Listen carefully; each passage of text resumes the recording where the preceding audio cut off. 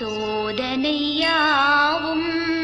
சூழ்ந்திடும் நேரம் வேதனை வீதம் வீதம் வந்திடும் காலம் தீதனைத்தும் சிலுவையில் தொங்கும் தீதனைத்தும் சிலுவையில் தொங்கும் நாதனை நினைந்திடு நாசமாய் போகும் கஷ்டங்கள் வருங்கால் களிப்பாக எண்ணு இஷ்டமுடன் ஜெபம் என் நேரம் பண்ணு நஷ்டங்கள் வந்தாலும் நலம் என்று சொல்லு நஷ்டங்கள் வந்தாலும் நலம் என்று சொல்லு துஷ்டனின் சூழ்ச்சியை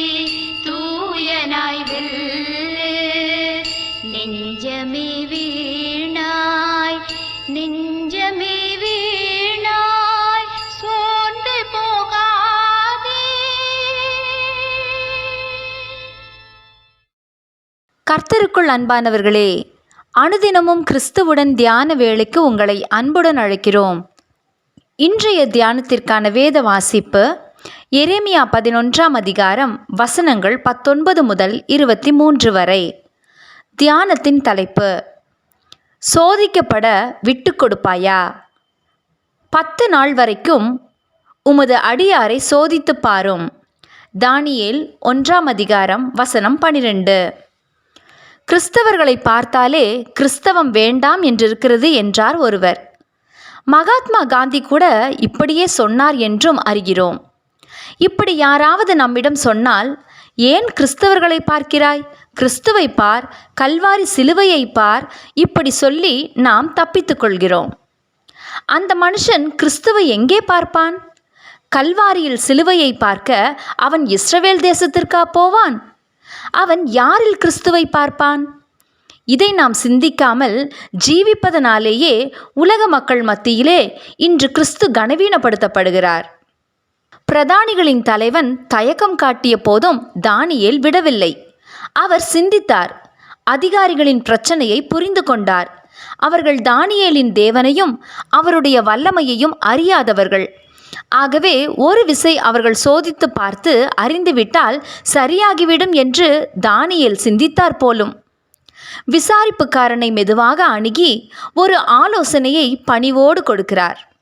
நீர் ஒரு 10 நாட்களுக்கு சோதித்து பாரும், பருப்பும் மரக்கறிகளும் தந்து பாரும், பின்னர் மற்றவர்களுடன் ஒத்து பாரும். சரிவராவிட்டால் நீர் நினைக்கிறபடி செய்யும்.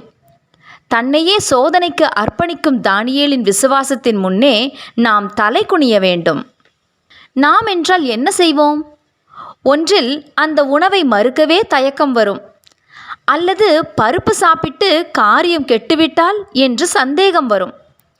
தானியேலோ தன்னில் தேவ வல்லமை வெளிப்பட வேண்டுமென்று தன்னையே சோதனைக்கு விட்டு கொடுத்தார். தேவ பிள்ளையே, புறஜாதி மக்கள் கிறிஸ்துவை கிறிஸ்தவர்களிலே தான் தேடுகின்றார்கள். இல்லாவிட்டால் உலகிற்கு ஒளியாயிருக்கும்படி ஆண்டவர் நம்மிடம் சொல்லியிருப்பாரா? கிறிஸ்து நமது வாயிலிருந்தல்ல, வாழ்க்கையிலிருந்து வெளிப்பட வேண்டும். சிலுவை ஆபரணத்தில் அல்ல, நமது வாழ்வில் தெரிய வேண்டும். அவ்விசுவாசியான விசாரிப்புக்காரனிடம் சோதனைக்காக தன்னை கொடுத்த தானியேலின் அந்த தைரியம் நம்மிடம் ஏன் என்று இல்லை? இருந்தால் நமது வாழ்வில் மாற்றங்கள் ஏற்படுமே.